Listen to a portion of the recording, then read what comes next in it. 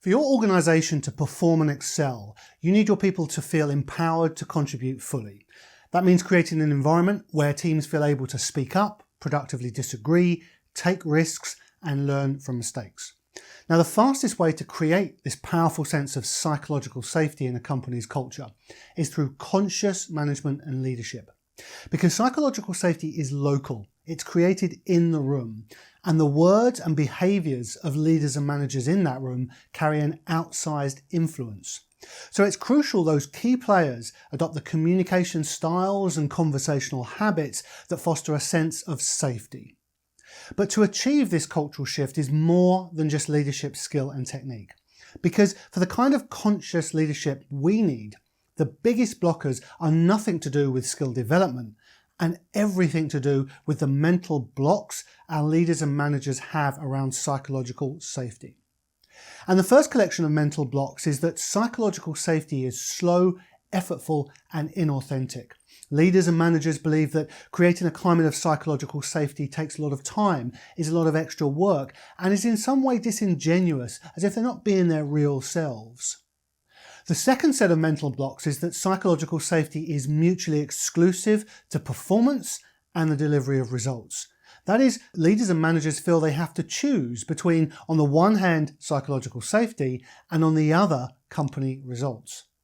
And the third set of mental blocks is that psychological safety is not their responsibility, believing it must and can only come from the top, and that it's as much incumbent on the team to speak up as it is for the leader to create the environment where that's even possible.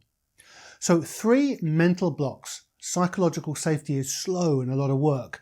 Psychological safety is other than performance and results. And psychological safety is someone else's concern first. And whilst none of us would say or believe these ideas consciously, if you think back on any of your efforts to create a psychologically safer culture, I know you can notice these were and are the key points of non-conscious resistance. Which is why in all our work enriching psychological safety within organisations, our first focus is always in shifting the mindset of all the key players and releasing those mental blocks by instilling the beliefs and attitudes that psychological safety is quick, simple and highly effective, psychological safety actually enhances performance and delivery, and that psychological safety is first and foremost the responsibility of the in-the-room leader. And then focusing on the language, behaviour and micro skills that underwrite that new mindset, delivering the learning over time to ingrain those leadership habits, especially under time pressure, and facilitating practice in the moment to make this just part of the ethos. This is how to effect cultural change across an organisation and successfully introduce psychological safety to a company's DNA. And as you consider your own change initiatives around psychological safety, you might like to consider to what extent you're operating at the level of mindset, not just skill development. How much your espoused leadership strategies help dismantle those key points of non-conscious resistance, and how you might introduce learning over time and practice in the moment to create a high-performing culture founded on safety, trust, and belonging.